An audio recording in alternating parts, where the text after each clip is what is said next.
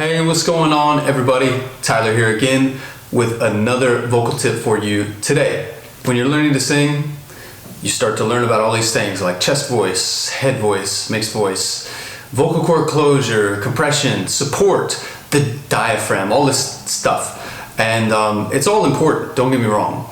But a lot of times it starts to get a little confusing.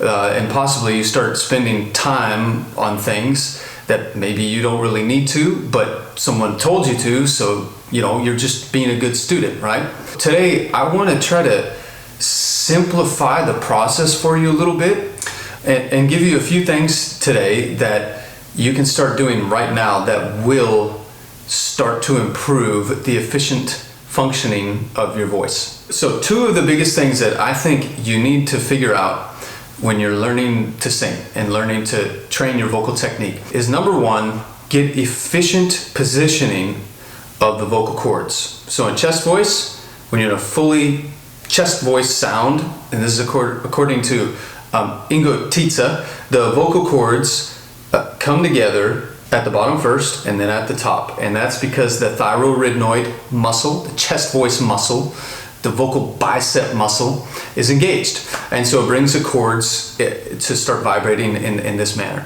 Now when you're in your falsetto or head voice, however you perceive that sound, the cords actually don't come together on the bottom anymore. They start to just vibrate at the upper inner edges of the cords, and the ligament part of the vocal cord takes the dominance of vibration. Okay, now here's the thing that we have to really figure out that I found to be the most beneficial is put the cords in a mixed registration where the thyroid muscle or the chest voice muscle isn't dominant, but it is still activated, and the cricothyroid muscle, the head voice muscle, is also not dominant, but it is active. So we tend to be asymmetrical typically. Some people are more heady, some people are more chesty. And that's referring to those muscles. So we need to figure out how do we balance the mechanism by balancing the musculature. So that's the first thing. Learn to get those cords in a mixed configuration. The second thing is having a good resonant shape, or you could think of it as just having a good vowel, or maybe good is not the right word, but a well-tuned vowel for the pitch that you're singing, because you can have an amazing vocal cord closure, but if the vowel isn't tuned as efficiently as it could be, that can actually destabilize the vibration of the vocal cords. So the way that the resonance is working, if the vowel's not tuned properly, even if your vocal cord closure is right, it can destabilize and interrupt the way that the cords vibrate. There's lots of good research on this. Dr. Donald Miller has published about this. Ken Bozeman has talked about it, even Ingo Tietze. I could go on and on. There's lots of well-documented research on this. So, what we need to start learning to do is letting the voice migrate immediately without disconnecting the vocal cord closure. So, what do I mean? Well, if we're here, yeah, it doesn't sound bad, but I do feel like if I start going higher and higher and higher, that's going to become a problem for me, the way that I'm approaching it that way. Now, you can also take this too timidly and say,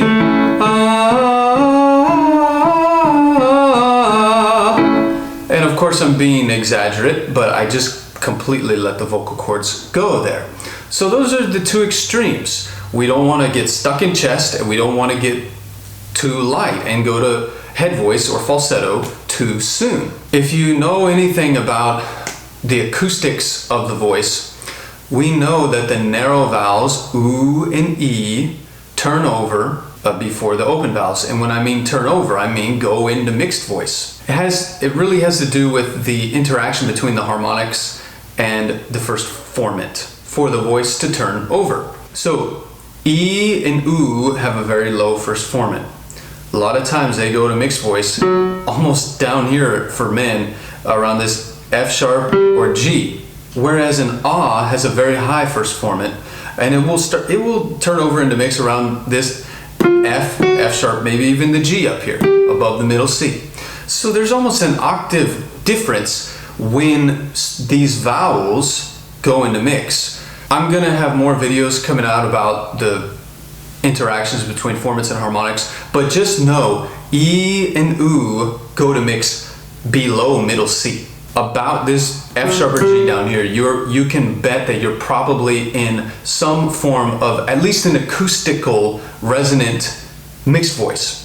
And we can use that to our advantage because we can start training the right resonance before the consequences become greater as you get up into this kind of traditional passaggio area, the E, F, and F sharp, where it does start to get more challenging simply because the notes are higher and it takes more coordination at the vocal cords. Now, here's the exercise that I want you to start doing to develop the right mixed configuration of the vocal cords, but also the right resonant shape of your vocal tract. You're gonna do it on a fifth.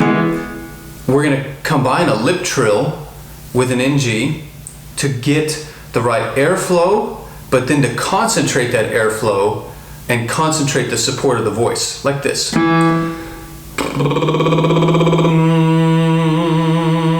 So that kind of gets you into a good phonation. Then you're gonna use that basically as your starter, your onset of sound, and then you're gonna say wow, like this.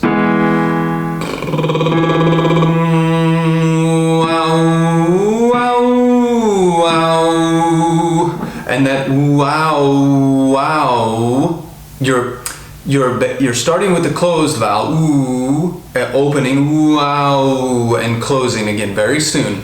And that nature of that shape puts you into more of a mixed voice as you ascend in this scale. And that's going to help you to start migrating immediately as opposed to getting stuck in chest. And hopefully it will actually prevent you from flipping as well. So let's do a few more of these.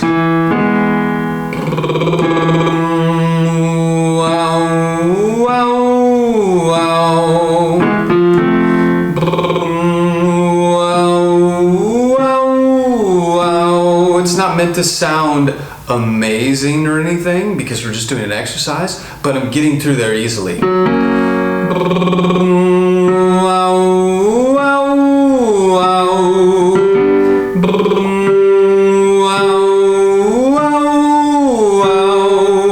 Now I'm starting to get above this middle C area, which can be very tricky for a lot of people, men and women. This part of the range is tricky, so women, don't skip this part of the range down here, because that can be very tricky in the female voice as well. So once you start getting the feeling of migration, meaning you feel your voice ascend vertically as opposed to necessarily just jamming your voice out front all the time, which tends to raise the larynx, tends to narrow the pharynx. Sometimes a little bit of that is okay, but it does tend to make singing harder. So you're getting yourself out of that situation, then go back and put the ah there.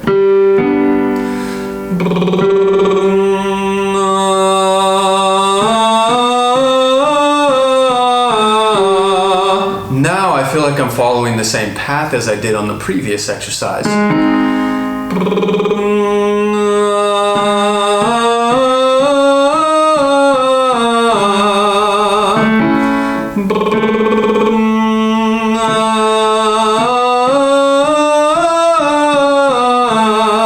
And now I'm starting to make it through my first passaggio.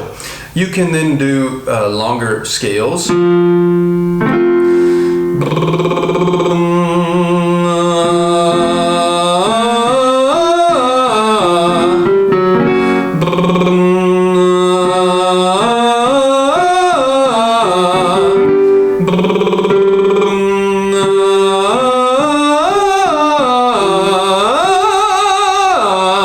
And I'm turned over into a mixed voice up there, and it feels pretty easy.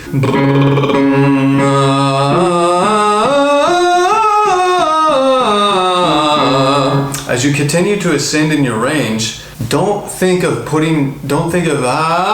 singing out that way. Think of your full voice shifts upwards toward your temples.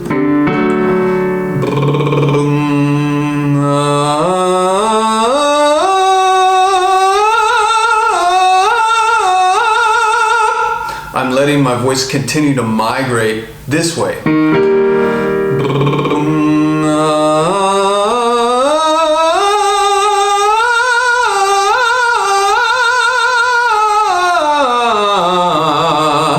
If you let the voice migrate vertically, and you can feel that happening without it disconnecting, because it's not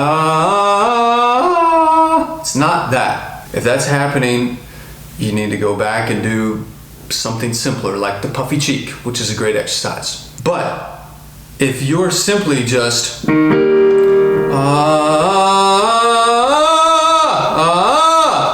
kind of pushing out too far that way, you're gonna get stuck in chest.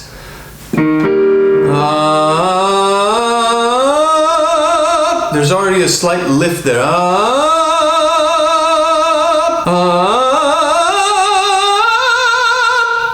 And then I feel like I can just keep ascending up in the mix. Now, after that's happening, I always like to come back to some type of W as a consonant. So like for me, I love saying wa or wo or wah, whatever. Combine a vowel with a W because I feel like that well, one, it is kind of a semi-occlusion, so it helps the chords get in the right spot. But it just starts to feel more like singing for me. After you're doing this exercise, try replacing that now at this point in the video or warm up or workout with a W.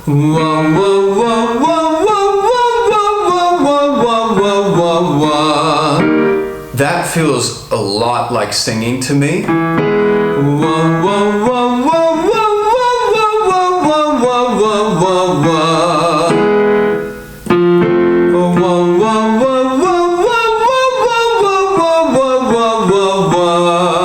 And don't be afraid to exaggerate the wah, the lip rounding and the ooh, because that will help kind of pull you through, and it will prevent you from getting trapped in pure chest.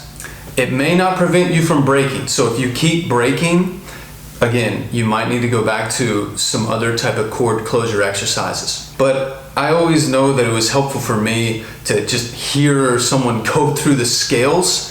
So I wanted to put a video out like this today to where you can kind of just hear my approach, so to speak. Let's take this to a little bit more advanced in our thinking. If we listen to some very great singers in their high mixes up here, in this range, A's, B flats, B's, and C's up there, we a lot of times will hear a slight migration in the vowel to either an A or an E.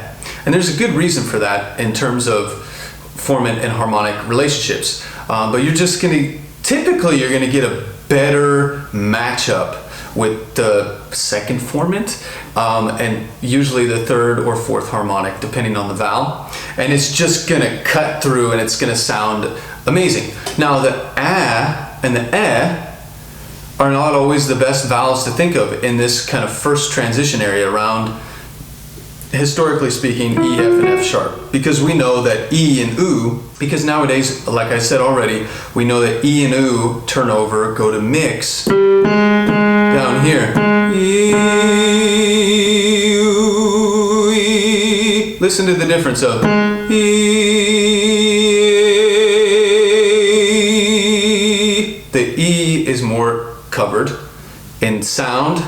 I'm not doing any manipulation, but the I all of a sudden kind of opens up, gets louder, sounds more open. So we know that there's some type of acoustic phenomenon going on here. Now we can apply that same knowledge way up here. So what I'm going to do is I'm going to do a repeat now. I just kind of want to let you into my process of how I think about this stuff. when I'm working on my voice. So if I hit this B flat, what I'm going to do is I'm going to use the wah because it's easy, but then on the repeat and the sustain, I'm going to change it to ah because it's gonna let my voice kind of cut through a little bit more. Check it out.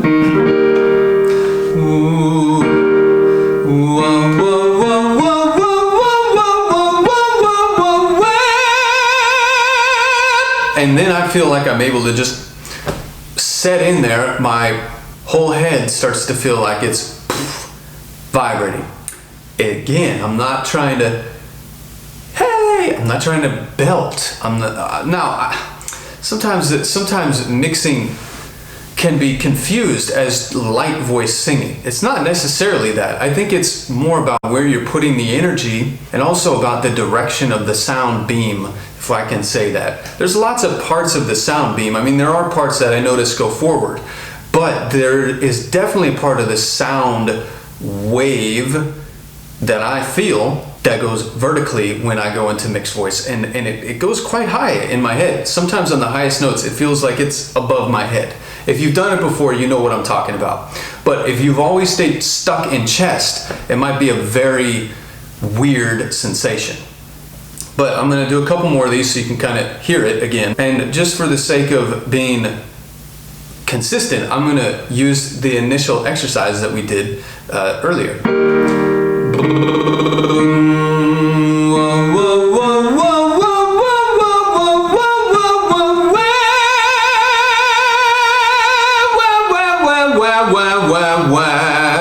And again, you can come down on the ah like that, that's fine. If I was just doing this on my own, I'd probably stop on the top pitch.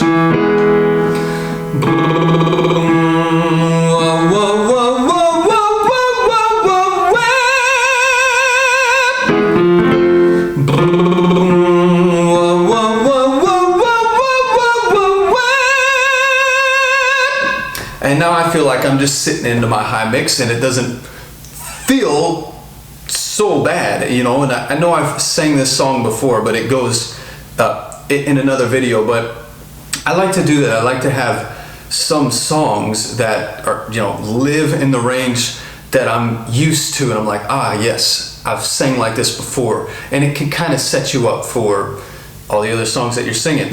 So if I say whoa, whoa, whoa, whoa, whoa, whoa, and right there I'm in the right spot. So then I would just say, 'cause I just wanna take someone else's holiday, that somewhere, it's in the same place, someone else's holiday. And now I just feel like I'm living in that spot. So anyways, I'm gonna cut this video now because I think I'm just starting to ramble, but I wanted to put something out that was a little bit more candid on how I think about the voice when I'm working on this stuff. A lot of times I'll have my voice print up as well. Voice print is a spectrogram where I can see if I'm in mixed voice or not. And that's been amazing, and I have more videos coming soon on me using voice print. So anyways, y'all, I hope this was helpful for you. If it was, give me a thumbs up. And if you haven't yet, I mean, what are you doing? Hit subscribe to my channel if you've watched it this far, because I got a lot more videos coming your way very soon, and I cannot wait to keep putting these videos out. I love making them for you. You guys, I'm doing this to help you, because I was once where you were. I was once a beginner, and I was looking on YouTube for tips and advice. And so if you have things in particular that you're like, I really would love to see you talk about this, leave that in the comments below, because I want to cater this information to you. So I know a lot of you have asked me, like, how do I get into mixed voice? This is why I made this video today. But anyways, don't be shy. Leave that comment down below, and I love hearing from y'all. Until next time.